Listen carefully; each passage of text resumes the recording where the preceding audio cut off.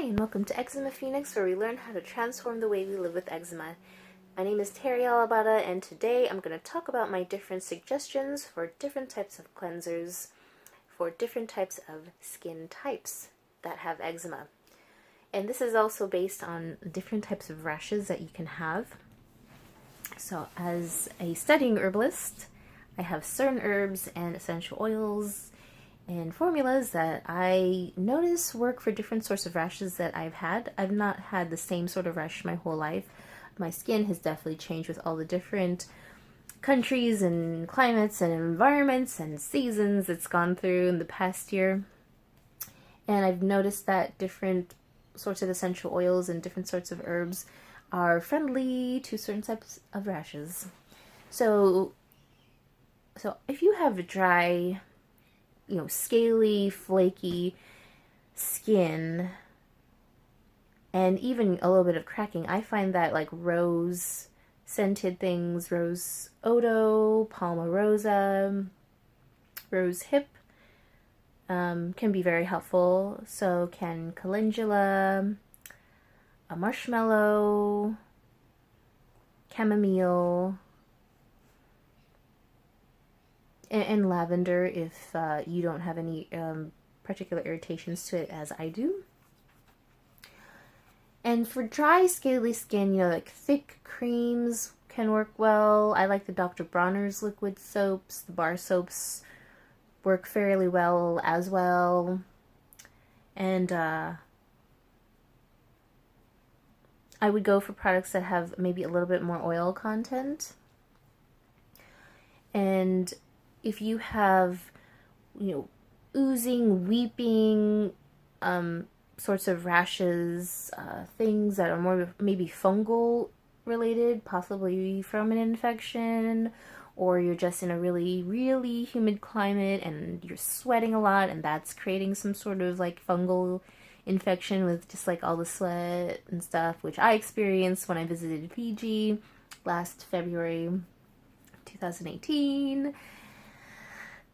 Candida and all that kind of stuff. I'll leave links to my Fiji and Candida stories in the description down below. With those, I actually wouldn't have any of the oils that I've mentioned for dry skin, because those oils are more like lubricating and hydrating, and if you're sweating and humid or having fungal infections and oozing, weeping rashes, you have enough wetness going on. If you think about it, there's enough moisture happening, and that is the aggravating factor, not dryness. So if moistness is the aggravating factor, and usually heat is connected to that with infections, or just missing a really humid tropical climate, the key is to go opposite, like in Chinese medicine. You cool it down and you dry it up. And cool, dry, essential oils and herbs are mint, eucalyptus, tea tree. You could also, rosemary would be too stimulating. But rosemary and thyme, that would be a good one as well. Very good for fungal infections. You probably want to avoid oil-based products, because the oil will kind of trap the heat and make it worse, make it more oozy, make it more juicy. And if you have an oozing rash, that's the last thing you want. So gel-based formulas, maybe you go for just hydrosols, water-based hydrosols that have those essential oils, or aloe is very good for that as well. Aloe juice, filtered aloe juice, is clear and it won't have the pulp, which can be a bit stingy in my experience, to just use it straight up. So you could get a filtered aloe juice, and I think George's is a brand that makes that in the US, and I'll leave a link to that down below. Not sponsored, just really reliable.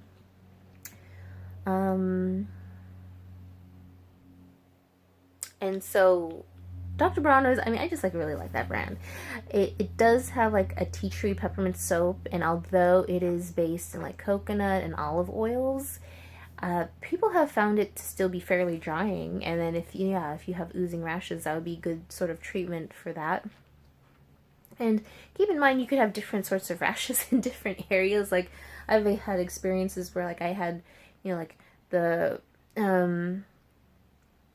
like, candida rashes and things on, like, my torso, or, like, just, itchiness in my private area and my armpits, but, like, the rest of my body's kind of dry, so you could just, like, use your soaps where you can and spot treat.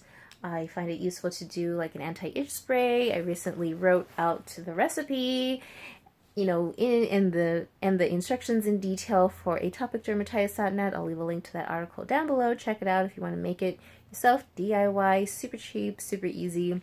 Just 2 ingredients, water or filtered allergies and tea tree oil. But yeah, check out the article for the ratios and explanations for everything. And you can use that for the weeping, oozy rashes while still maybe mostly cleansing your body that has normal or dry skin with like a rose-scented soap, like from Dr. Bronner's. And yeah, I guess I'm really mostly promoting that brand because it's the most travel-friendly, and I'm traveling right now. I'm just solo traveling, so that one is good, but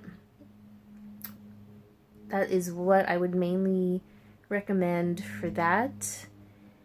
Thinking about other sorts of rashes. Those are really the main ones that I've experienced, like just like they're dry and cracked and flaky, or they're weeping and oozing and bleeding. And yeah, if you have bleeding, whether your skin is dry or oozy, I think all of these essential oils are pretty like safe and therapeutic. All of them have antibacterial properties and therapeutic, skin restoring properties. Oh, and also another essential oil or herb that I really like for fungal infections and like oozing and even cracking would be like holy basil. Tulsi was a surprise. I just recently experimented with that when I visited Wellington for the first time, and I just was compelled to make a lot of medicine. For some reason, something in me just wanted to make like all kinds of salves and balms. I made like 8 in a day, traveled with all of them. God, it was so heavy. Never doing that again while traveling, but Tulsi was really good in a base with like coconut oil and beeswax. And yeah, coconut oil is also a good oil for fungal infections and moisturizing in general if you are not allergic to it. And if you are allergic to coconut oil,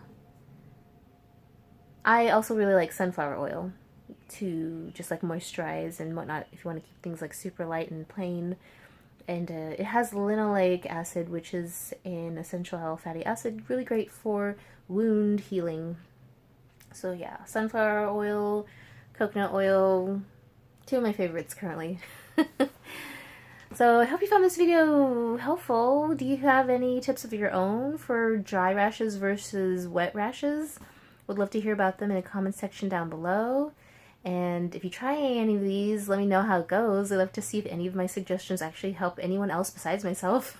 I'd love to hear from you as well. You can never stop learning. The skin evolves as we do, and I find that over time, just things change. Things are not stationary, whether good or bad.